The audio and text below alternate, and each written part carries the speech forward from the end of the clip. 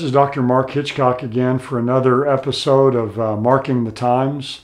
I mentioned last week's episode that we just gotten back a couple weeks ago from Israel from a trip there, and we had a great time, great weather, and God was really good to us on our trip there. But one of the things that you see generally on the first day of a trip to Israel is you stop at a place called Megiddo, it overlooks what's called the Valley of Armageddon. And most everybody, whether they know anything about Bible prophecy or not, have heard of the word Armageddon.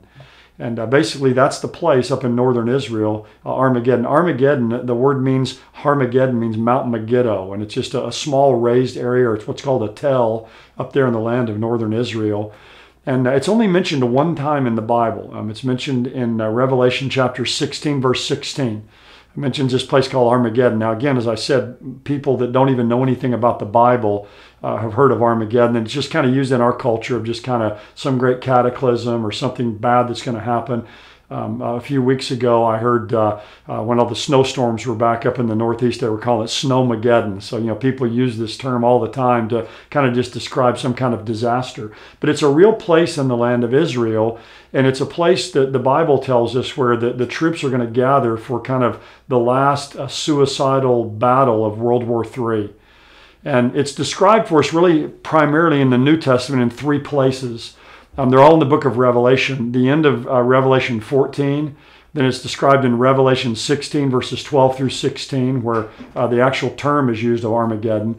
And it's also described at the very end of Revelation 19, when Jesus is coming back at his second coming. And it talks about the beast and the false prophet, that's the Antichrist, and his henchmen are gathered there with all of these armies, and how the Lord Jesus comes back and he slays them with the breath of his mouth. But one question that comes up about Armageddon, in fact, I was asked this on our trip, and I was asked it by a leader of another group when they got back from Israel when I was down at Dallas Seminary. So I've heard this question a couple times recently, so I thought I would answer it. At the end of Revelation 14, it's describing this campaign of Armageddon. And it says, the winepress was trodden outside the city, and blood came out from the winepress up to the horse's bridle for a distance of 200 miles. Or literally, it's probably about 184 miles, the way the Greek term is used, which is basically the length of the land of Israel. Now, when I was a boy, I used to hear this preached, and people would say, blood is going to flow, as deep as the horse's bridle for 184 miles. And that's 4 feet deep, 5 feet deep, whatever it is, for this area. And that always seemed a little bit outlandish to me. And so people have tried to explain this, and some will say, well, this is just a hyperbole in the Bible, kind of an intentional exaggeration. But if you look at the image that's used here, it's used of the wrath of God as being like grapes being put into a winepress and being stomped by the Lord Jesus. The winepress is going to be trodden outside the city. That's Jerusalem. Blood's going to come out from the winepress up to the horse's bridle. So what I think it pictures here is someone in a winepress, and they're stomping on these grapes, and they're stomping with such ferocity that it's causing the grape juice to squirt up to as high as a horse's bridle.